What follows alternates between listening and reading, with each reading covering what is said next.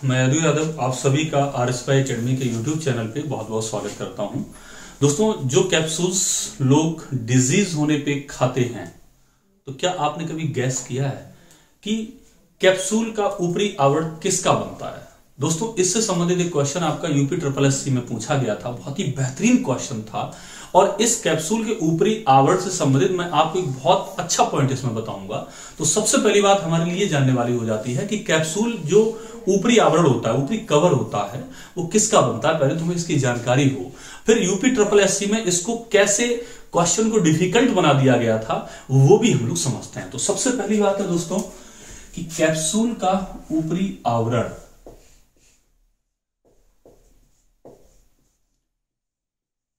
Capsule का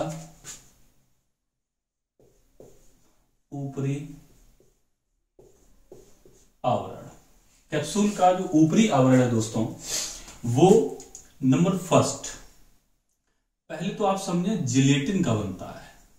किसका बनता है दोस्तों? जिलेटिन। बारी बारी से आप समझिएगा। इसकी जो मोस्ट इंपॉर्टेंट थिंग है, UPSSC में जो क्वेश्चन दोस्तों पूछा गया था उसमें एक बहुत बड़ी डिफिकल्टी उत्पन्न कर दी थी। क्या कर दी थी हम लोग बाद में डिस्कस करेंगे। पहले तो ये जान लेते हैं कैप्सूल की ऊपरी आवरण बनता कैसे है, किस किस का बनता है। तो सबसे पहली बात है, कैप्सूल का ऊपरी आवरण दोस्तों किससे बनता है? जिलेटिन से। जिलेटिन का दोस्तों मतलब होता है जैसे गाय, भैंस, बकरी, मुर्गा, मुर्गी, मछली, इनके मांस को और हड्डी को एक एसिड में गलाया जाता है।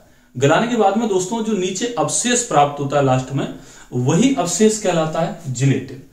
अर्थात मांस और हड्डी को गलाने के बाद जो अवशेष प्राप्त होता है उससे जिलेटिन बनता है, और इसी जिलेटिन का कैप्सूल का ऊपरी आवरण बन जाता है। तो दोस्तों ये जो जिलेटिन होता है ये सुगमता से प्राप्त हो जाता है, इसमें खर्चा कम आता है। राइट, समझते हैं ना दोस्तों, इसमें खर्चा कम आता है।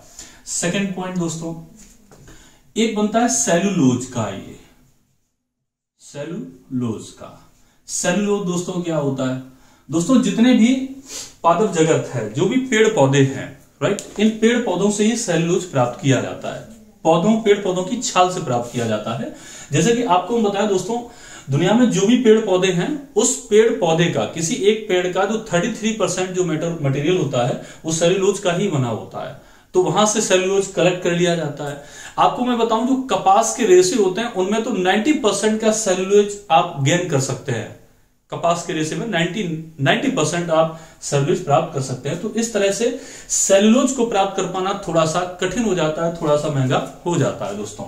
इसी तरह से दोस्तों आगे तीसरा पॉइंट, एक होता है दोस्तों स्टार्च। क्या होता है?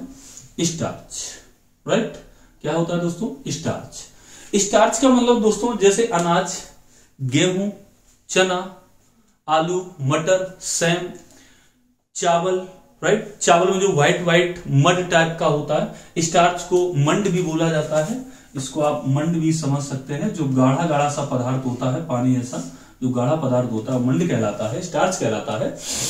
तो स्टार्च अनाज से मिल जाता है, चावल से मिलता है, आलू, सेम, मटर, गेहूं ना, इनसे प्राप्त हो जाता है स्टार्च से। तो दोस्तों कैप्सूल का जो ऊपरी आवरण है वो जिलेटिन से बनता है, सेलुलोज से बनता है और स्टार्च से बनता है। राइट, तो सबसे सस्ता आपको क्या प्राप्त हुआ दोस्तों? सेलुलोज। उसके बाद महंगा कौन हुआ? स्टार्च सबसे सस्ता हुआ, सेलुलोज उसके बाद महंगा, और सबसे महंगा दोस्तों क्या हुआ? आपका जिलेटिन हुआ। Right, gelatin.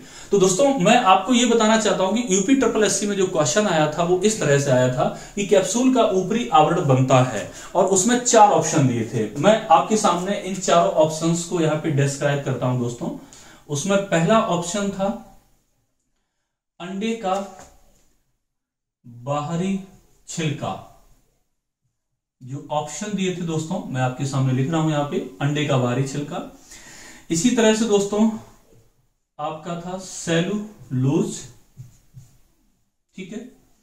और ये नंबर C पॉइंट में था दोस्तों यहां पर स्टार्च, और इसमें D था कैल्शियम कार्बोनेट, CaCO3।